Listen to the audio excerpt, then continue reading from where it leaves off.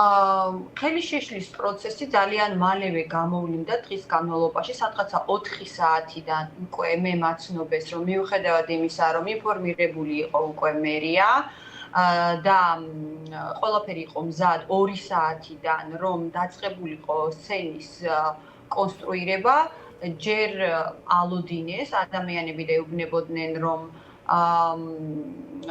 რაღაცა ნებართვას ელოდა პოლიცია თავისი ზემდგომისგან და სადღაც 4 საათზე უკვე მე ჩავერთე, იმიტომ რომ მითხეს რომ როგორც ჩანს არ გვადგმევინებენ სცენას და იქნებ რაღაცა ჩამოხვიდე და გაესაუბრო პოლიციასო. პოლიციას როცა გავესაუბრებ, სხვადასხვა რაღაცას იმიზეზებდნენ, მათ შორის იმიზეზებდნენ იმას, რომ ვერ გადავკეტავთო გზას. მე ვუთხარი რომ მაშინ მოვიყვანთ ხალხს და მთლიანად გადავკეტავთ რუსთავოს თუ ეს არის პრობლემა ერთი ზოლის შეფერხება თუ არის პრობლემა ამაზე თქვეს რომ ნუ მაგის გაკეთება შეგიძლიათო და როდესაც უკვე ჩვენ დავრეკეთდა თქვით რომ მანქანები უნდა მოსულიყო რომ დაგვეწყო ჩამოტვირთვა და სცენის აგება აი ეს მთავარი დიდი მანქანა რომელიც იყო ძალიან მალე შუა გზიდან ანუ ბოლო კომუნიკაცია ჰქონდა როცა გმირთა მოედანზე იყო და გაქრა, ანუ გადიოდა ზარი, მაგრამ აღარ პასუხობდა არავინ. და სადღაც 40 წუთში გამოჩნდა ეს ადამიანი, რომელმაც თქვა, რომ გააჩერა პოლიციამ, უთხრა, რომ აინტერესებდა მანქანის დათვალიერება, კითხა რა გადაჰქონდა, ამან უთხრა, რომ ის იყო სცენის აღჭურვილობა, მოწყობილობები ასე შემდეგ და საჯარი გამოართვეს ტელეფონი ამ ადამიანს ისე რომ ჩვენთან დაკავშირება ვერ შეძლო და გადაიყვანეს საჯარიმოზე. აქედან მოყოლებული ყველა სხვა ეტაპზე ჩვენ გვექმნებოდა პრობლემა. შემდეგ უკვე სათადარიგო სცენა რომ მოდიოდა და სათადარიგო გახმოვანება იმ მანქანასაც შეექმნა პრობლემა კოლმეუნეობის მოედანზე, თუმცა იქ უკვე მე ელენე ხოშტაია და სხვა ადამიანები იმყოფებოდნენ და დიდი ბრძოლა გახდა საჭირო.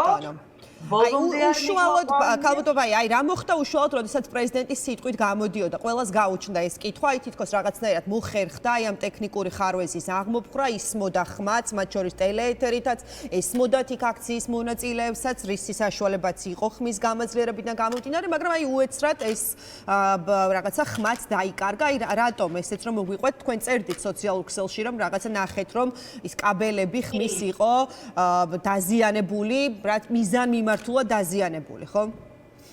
დენის წყარო გაითიშა.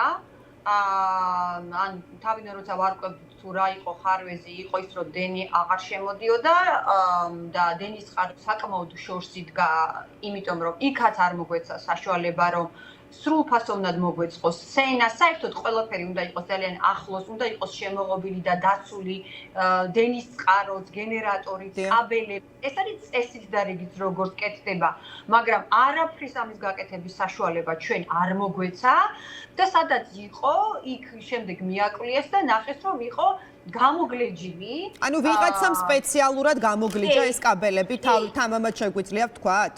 კი, გამოერთებულიც კი არ იყო გამოგლეჯილი, აი რასაც ქვია, ძალისმიერად და დაზიანებული. რა თქმა უნდა, ეხლა იმისი აღდგენა იყო შესაძლებელი და რამდენიმე წუთი დასჭირდა, მაგრამ წარმოუდგენელი იყო უკვე ამდენი ლოდინი და რაღაცა ამდენი ხანი უკვე ვეღარ გაგრძელდებოდა ეს შუაზე გაწყვეტილი სიტყვით გამოსვლა და მოგვიწია მე უბრალოდ მეგაფონით გაგრძელება პრეზიდენტის სიტყვის გამოსვლის, მაგრამ თავისუფლად შემიძლია ვთქვა, რომ ყველა ეტაპზე, აბსოლუტურად ყველა ეტაპზე სახელმწიფომ ჩვენ შეგვიქმნა ბარიერები და პრობლემები, ზოგი პოლიციის ხელით, ზოგი მოგზავნილი, ასე ვთქვათ, დივერსანტის ხელით და ყველაფერი მიდიოდა ძალიან დიდი დაყოვნებით, რაც გაკეთდა ძალიან დიდი დაყოვნებით, ჩვენ ვერ შევძელით, რომ 9 საათისთვის ყოფილიყავით ეთერში. ყველა ეტაპზე და ნაბიჯზე იყო ხელოვნურად შექმნილი ბარიერები და პრობლემები. აი რა არის მთავარი მიზეზი, როგორ ფიქრობთ ამის, ქალბატონო ბაი, აი რაღაცა შიში, ხელის შეშლა უბრალოდ, რაღაცა აი ჩაშლა აი ამ პროცესის თუ რა უნდათ რეალურად? საბოლოოდ ეხლა ისინი თუ მოიდომებენ რომ ყველაფერი აკრძალონ და ყველაფერი დააპატიმრონ და ყველაფერი გაიტანონ, ამასაც შეძლებენ როგორც ისე ერთი მანქანა მოიპარეს და დააპატიმრებს, ასე შეეძლოთ ყველა ნებისმიერი აპარატურის დააპატიმრება. თუმცა მას შემდეგ რა დაწყვეტა, ასე ვთქვათ, სკანდალი და გავრცელდა ინფორმაცია, მე შეცვალეს ტაქტიკა და დაიწყოს უბრალოდ ძალიან ბევრი ბარიერების და სირთულეების შექმნა.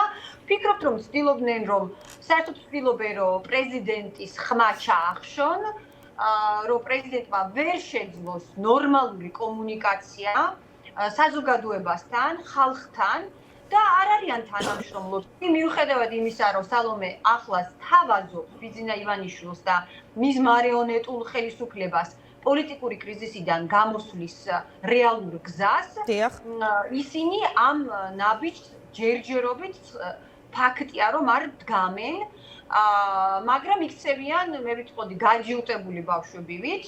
რა თქმა უნდა, სალომეს ისინი ამითი ვერ გააჩუმებენ და პროცესს ვერ შეწყვეტენ, თლიანად ამ პროცესს და პასუხისმგებლობა უკვე გადასულია მათზე, პოლიტიკური შეთავაზება შეთავაზებულია უკვე სალომემ გააკეთა პოლიტიკური შეთავაზება, კონკრეტული თარიღები დაასახელა, კონკრეტული ლოკაცია შესთავაზა, ახლა უკვე პასუხი არის ცხადია ბიძინა ივანიშვილს. ბიძინა ივანიშვილს ახლა აქვს პრაქტიკულად ბოლო შანსი, რომ მშვიდობიანად და კონსტრუქციულად გამოვიდეს ამ კრიზისიდან. თუ ბიძინა ივანიშვილი ამაზე უარს იტყვის, შემდეგ ნებისმიერი განვითარება სცენარისა არის უკვე მის კისერზე და მის პასუხისმგებლობაში. აი რა შეიძლება იყოს ეს ნებისმიერი სცენარი, ქალბატონ ბაია? ნებისმიერი სცენარი ჩვენ უკვე პრინციპში ქვეყნის შიგნით ვკითხულობთ, ქვეყნის გარედან მესმის პერსონალური სანქციები ბიძინა ივანიშვილს და ასე შემდეგ ეს მექანიზმები ბუნებრივია არის დღის წესრიგში. აი ქვეყნის შიგნით რა შეიძლება მიიღოს? აი 29-მდე თუ არ გამოვიდა არანაირ კონტაქტზე და კომუნიკაციაზე. პრაქტიკულად სრულიად მშვიდობიანი რევოლუციური სცენარით მიდის ის, რაც მიდის თვით ორგანიზებით და თვით დინებით და თუ ამის შეჩერება და კრიზისიდან გამოსვლა არ მოხდა და თუ ეს მართლა დასრულდა იმითი, რომ ბიძინა ივანიშვილს მოუწია ქვეყნიდან გაქცევა, იმიტომ რომ მას აღარ დაემორჩილება არავინ და მას უბრალოდ აღარ ექნება ძალაუფლება ხალხზე და აღარ ექნება ძალაუფლება არავისი, ამას მერე შეიძლება უკვე ეწოდოს რევოლუცია და რევოლუციის პირობებში ის წააგებს ყველაფერს. ანუ მას აღარ დარჩება საერთოდ არაფერი, მისი პოლიტიკური პარტია გაბანკროტდება ბოლომდე და შემდეგ, როდესაც უკვე იქნება ახალი ხელისუფლების არჩევა, შეიძლება უმცირესობითაც ვერ მოხდეს ქართული ოცნება.